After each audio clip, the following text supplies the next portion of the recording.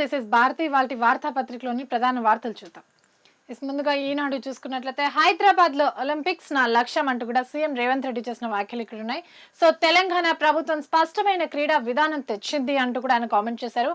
హైదరాబాద్ నగరం వేదికగా ఒలింపిక్స్ క్రీడలు నిర్వహించడమే తన లక్ష్యమని స్వయంగా సీఎం రేవంత్ రెడ్డి ప్రకటించారు. ఇక అలాగే వీటితో పాటు పబ్లిక్ ప్రైవేట్ భాగస్వామ్యంతో క్రీడల అభివృద్ధికి కృషి చేస్తాము అంటూ కూడా స్పష్టం చేశారు. గచ్చిబౌలి ఇండోర్ స్టేడియంలో young India physical education sports varsity అలాగే లోగోను కూడా వెబ్సైట్ ని Telangana sports knowledge and wheels కార్యక్రమాన్ని సీఎం ప్రారంభించారు. ఇక అంతేకాకుండా ప్రభుత్వ విధానం క్రీడాకారులకు కల్పించే సౌకర్యాలు ప్రోత్సాహకాల గురించి కూడా ఆయన స్పందించారు.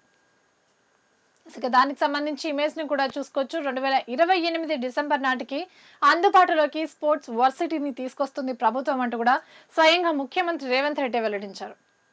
ఇక మూసీ ప్రాజెక్టు పునర్జీవం గురించి ఇక్కడ చూసుకున్నట్లయితే మూసీ ప్రాజెక్టుకు 7,345 కోట్లు. సో అందులో 4,500 కోట్లు ఏడీబీ రుణం తీసుకోనుంది. రాష్ట్ర ప్రభుత్వం వాటా 2,845 కోట్లు. ఇక జోన్ 1 పనులకు పరిపాలన అనుమతులు ఇచ్చిన ప్రభుత్వం త్వరలోనే టెండర్లను కూడా పిలుస్తాము అంటూ కూడా స్పష్టం చేసింది. ఇక ఆస్ట్రేలియాతో అనుబంధం కుదిరింది భారత్ కు. సో పుష్కర కాల నిరీక్షణ తర్వాత సాకారం అవుతున్న ఒప్పందం ఇదే.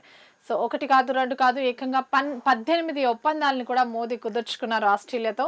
సో అణు విద్యుత్ ఉత్పత్తికి అవసరమైన యురేనియం కు వాణిజ్య ప్రతిపాదన భారత్ కు సో సరఫరా చేయడానికి కూడా ఆస్ట్రేలియా ముందుకొచ్చిందనే చెప్పాలి. సో భారత్ లోని అణు విద్యుత్ ప్రాజెక్టులకు ఈ ఇంధనాన్ని ఇవ్వాలని సో 12 ఏళ్ల క్రితమే జరిగిన మాట ఇది. కానీ ఇప్పుడు ఒప్పందం వరకు దారితీసింది.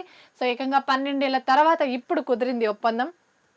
ఇక భారత ప్రధాని నరేంద్ర మోదీ మెల్బోర్న్ లో జరిగిన పర్యటన ఏదైతే ఉందో అందులో భాగంగా జరిగిన భేటీలో ఈ ఒప్పందాలను కూడా కుదుర్చుకున్నారు. ప్రవాస భారతీయులను ఉద్దేశించి ప్రసంగించారు. అను ఇంధనాన్ని విలువైన ఖనిజాలను సరఫరా చేయడం, పునరుత్పాదక ఇంధనం, అలాగే విద్య, నౌకాయాన భద్రత, ఓడల నిర్మాణం, మరమ్మతులు సహా 18 ఒప్పందాలపై ఇరు దేశాలు సంతకాలు కూడా చేశాయి. ఇక కృష్ణమ్మ బెంగను గోదావరి తీర్చే సో సీతారామ ప్రాజెక్టు ద్వారా సాగర్ కాలువలోకి నీరు వస్తున్నాయి. ఇక ఉమ్మడి ఖమ్మం జిల్లాకు తీరనున్న నీటి కష్టాలు.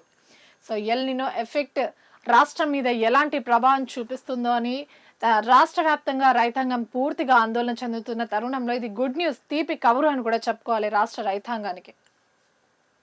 ఇక ఈసారి గురి తప్పద్దు. సో పోయిన అసెంబ్లీ ఎన్నికల్లో అధికారం చేజెక్కించుకోలేకపోయిన బీజేపీ రాష్ట్రంలో ఈసారి ఎలాగైనా తన జెండా పాతాలి అంటూ కూడా గట్టిగానే ఫిక్స్ అయినట్టు తెలుస్తుంది. దానికి సంబంధించి ఇప్పటికే కొన్ని సమావేశాలు, అంతర్గత సమావేశాలు కూడా కొనసాగుతున్నట్టే తెలుస్తున్నాయి. స్థానిక సమస్యలపై పోరాడాలి, అప్పుడే ప్రజల్లో తమ కోసం బీజేపీ నేతలు ఉన్నారనే భావన ప్రజల్లో కలుగుతుంది అంటూ కూడా జేపీ నడ్డా దిశానిర్దేశం చేశారు పార్టీ నేతలకు. సో బీఆర్ఎస్ కాంగ్రెస్ పాలన వైఫల్యాల వల్ల కాకుండా బీజేపీ సానుకూల పనితీరు వల్లే ప్రజలు కమలానికి ఓటేసేలా పార్టీ శ్రేణులు పనిచేయాలి అంటూ కూడా పిలుపునిచ్చారు. ఇక వీటితో పాటు సో పార్టీ రాష్ట్ర కార్యాలయంలో కేంద్ర మంత్రి కిషన్ రెడ్డి అలాగే పార్టీ రాష్ట్ర అధ్యక్షుడు రామచంద్రరావుతో సో ఆయన సమావేశం కూడా నిర్వహించారు. ఇక దాడులు తీవ్రం. ఇరాన్ లోని అణు విద్యుత్ కేంద్రం సహా పలు ప్రాంతాలపై బాంబుల వర్షం కురిపించింది అమెరికా. సో పశ్చిమాసియాలో దాడులు మళ్లీ ముమ్మరంగా కొనసాగుతున్నాయి, ఎడతెరిపి లేకుండా జరుగుతున్నాయని చెప్పడంలో అసలు ఎలాంటి సందేహం లేదు. ఇక శాంతి ఒప్పందానికి స్వస్తి పలుకుతూ ఇరాన్ పై దాడులు కొనసాగించిన అమెరికా గత 2 రోజుల నుంచి దాడులు కొనసాగుతూనే ఉన్నాయి. సో వీటితో పాటు సుమారు ఈ దాడుల్లో 14 మంది మృతి చెందగా 78 మంది గాయపడినట్టు కూడా అక్కడి అధికారులు ధృవీకరించారు.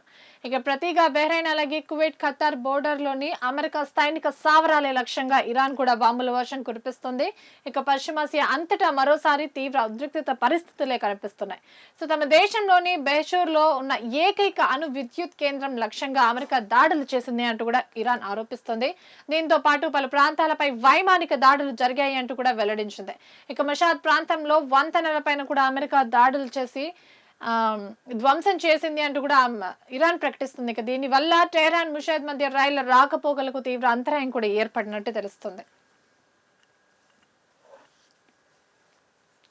ఇక చూసుకుంటే ప్రస్తుతం రాష్ట్రంలో సర్ ప్రక్రియ కొనసాగుతున్న విషయం తెలిసిందే. సో ఈ ప్రక్రియలో భాగంగా డెడ్ లైన్ లోగా అన్ని కంప్లీట్ చేయాలి, పూర్తి చేయాలి అన్న ఒక ఉద్దేశంతో బిఎల్ఓలు ఎలా ప్రవర్తిస్తున్నారు, వాళ్ళ పనితీరు ఎలా ఉంది అనేది కూడా స్పష్టంగా తెలుస్తుంది. ఇక ఫారాలు ఎలా నింపాలో తెలియట్లేదు. సో ఒక ఇంట్లో నలుగురుంటే ప్రతి ఇంట్లో చదువుకున్న వాళ్ళే ఉంటారు అన్న ఒక గ్యారంటీ కూడా లేదు. సో చదువు రాని వాళ్ళని ఒకటే తీరున, చదువుకున్న వాళ్ళని ఒకటే తీరున ఆ, ఆ, వాళ్ళ విధానం కూడా ఒకటే తీరున్నట్టు కూడా తెలుస్తుంది బిఎల్ఓల పద్ధతి. సో ఫారాలు ఎలా నింపాలి అన్న చిన్న పనిలో కూడా చదువురాని వాళ్ళకి ఎలాంటి సహాయం చేయకుండా యూట్యూబ్లో చూసి నేర్చుకొని అందులో నింపండి అంటూ కూడా చెప్పి వెళ్ళిపోతున్న పరిస్థితి అయితే కనిపిస్తుంది. సో ఇదేమి సర్దార్ కాగితాలపైనే పూర్తయిన సార్ ఎనిమరేషన్ ఫారాల పంపిణీ. సో 100% పంపిణీ జరిగిన జిల్లాల్లో కూడా ఇంకా ఫారాల కోసం ఓటర్లు నిరీక్షణ తప్పడం లేదు. ఇక హైదరాబాద్, మల్కాజ్గిరి, రంగారెడ్డి జిల్లాల్లో బిఎల్ఓల వద్దే ఫారాలు ఉండిపోతున్నాయి. ఇక ఫారాలను నింపడంపై ఓటర్లకు ఎలాంటి అవగాహన కల్పించడం లేదు ఈఎల్ఓలు. యూట్యూబ్లో చూసి నింపుకోవాలి అంటూ కూడా ఈఎల్ఓలు సూచిస్తున్నట్టు కూడా తెలుస్తుంది. ఇక 2002 వివరాలు రాయాల్సిన చోట ప్రస్తుత వివరాలు రాస్తున్న ఓటర్లు. సో ఎలా నింపాలో తెలియక, ఏ ఫామ్లో ఎలాంటి వివరాలు ఇవ్వాలో కూడా తెలియక అన్ని తప్పుల తడకగా సాగుతున్నట్టు కూడా తెలుస్తుంది. ఇక పాత ప్రస్తుత ఓటర్ల జాబితాల్లో పేర్లు సహా అన్ని తప్పులు తడకలే కనిపిస్తున్నాయి. సో వీటితో పాటు కూడా ఇంటింటికి వెళ్ళి ఫారాల్ని సమర్పించి ఫారాల్ని నింపి తీసుకోవాల్సిన బిఎల్ఓలే తామున్న చోటుకే వాళ్ళని ఓటర్లను పిలిపించుకుంటున్న పరిస్థితి కూడా మనం అక్కడక్కడ చూస్తూనే ఉన్నాం. ఇక మరోవైపు ఫారాలు అందుకున్న ఓటర్లు వాటిని ఎలా నింపాలో తెలియక అయోమయంలో పడ్డారు. ఇక ఇల్లు మారిన ఓటర్లు చాలా మంది పాత ఇళ్లకు చెందిన ప్రాంతాల్లోని బిఎల్ఓల వద్దకు వెళ్లి మరి ఫారాలు తీసుకోవడానికి ఆసక్తి చూపట్లేదు. అలాగే కొన్ని కుటుంబాల్లో కొందరికే ఫారాలు అందాయి. ముఖ్యంగా హైదరాబాద్, మేడ్చల్, మల్కాజ్గిరి, రంగారెడ్డి, ఇతర పట్టణ ప్రాంత జిల్లాల్లో కొందరు బిఎల్ఓల వద్ద సగానికి పైగా ఓటర్ల లిస్ట్ ఫారాలు ఉన్నట్టు కూడా తెలుస్తుంది.